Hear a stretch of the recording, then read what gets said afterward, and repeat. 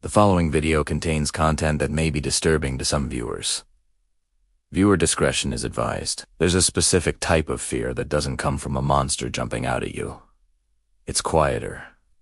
It's the fear of things being wrong. Not just wrong, but fundamentally incorrect. It's the feeling you get when you walk into a room and sense that something is just left. Or worse, that something is still there, but just outside your field of vision. This is the world of liminal horror, a subgenre that uses the power of absence and subtle wrongness to create a deep, psychological unease. The video you just saw, or perhaps I should say, experienced, is a deep dive into this concept. It's called Echoes of Unbeing, and it was designed from the ground up to be a purely atmospheric piece. There is no dialogue, no characters, and no traditional plot. The only story is the one your own mind creates to explain the unexplainable. The horror isn't in what you see. It's in the questions that what you see forces you to ask. Why is the chair moving? Why is the clock ticking if time isn't passing? Who set the table? And why are the lights turning on in a village where no one lives? Our goal was to create a piece that feels less like a film and more like a memory of a place you've never been. We intentionally started the film mid-event. The chair is already sliding.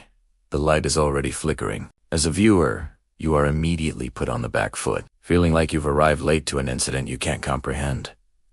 This technique is crucial for building that sense of unease. You're not given a safe starting point. You're dropped directly into the wrongness. Every single shot was meticulously planned to contain subtle, almost imperceptible motion. This is the core rule of the film. Nothing is ever truly static. Dust particles drift through the air. Curtains sway without a breeze. Shadows stretch in unnatural ways.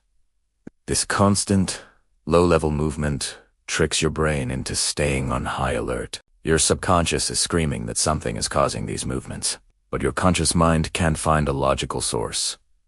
This conflict is the engine of the fear. The sound design is the other half of this equation. We avoided any loud or sudden noises. Instead, we layered subtle, ambient sounds, the low hum of distant machinery, the soft creak of settling foundations, the faint whisper of wind in empty streets. These sounds are meant to be felt as much as they are heard. They create a soundscape that is simultaneously empty and full, amplifying the feeling of isolation while hinting at an unseen presence. There are even moments where the visuals might stutter or freeze for a fraction of a second, while the audio continues uninterrupted. This visual-audio mismatch is a deliberate glitch, designed to make reality itself feel unstable and unreliable. One of the most powerful scenes, for many, is the one with the clock in the bedroom. The clock is ticking loudly, a familiar sound that we associate with the steady passage of time, but the hands are frozen.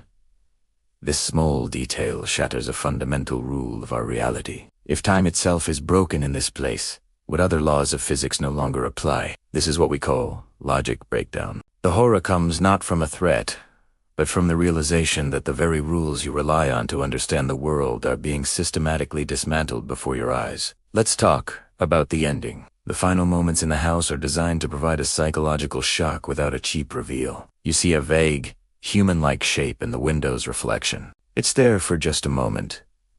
Your brain registers it, tries to make sense of it, and then it's gone. We don't hold the shot. We don't zoom in on a monster's face. The ambiguity is the point. Was it a trick of the light? A smudge on the glass? Or was it you? The camera then pulls back.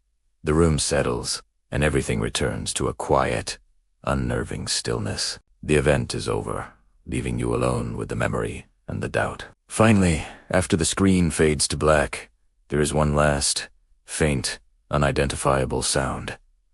This is intentional. The experience doesn't end when the credits roll. We wanted to leave you with a lingering sense of discomfort, a final question mark that follows you out of the film and into the quiet of your own home. Echoes of Unbeing is an experiment in atmosphere. It's an exploration of fear that arises from silence, emptiness, and the chilling sensation that you are witnessing the aftereffects of a tragedy you can't name, in a place where daily life continues without any people. It's a reminder that sometimes the most terrifying thing in the universe is a quiet, empty room where something is just slightly out of place, Thank you for watching and for taking this journey with us. If you appreciate this style of atmospheric storytelling, consider subscribing for more deep dives and experimental projects. Let us know in the comments what you felt during the experience. What was the moment that unsettled you the most? We read every single comment. Thanks again, and until next time.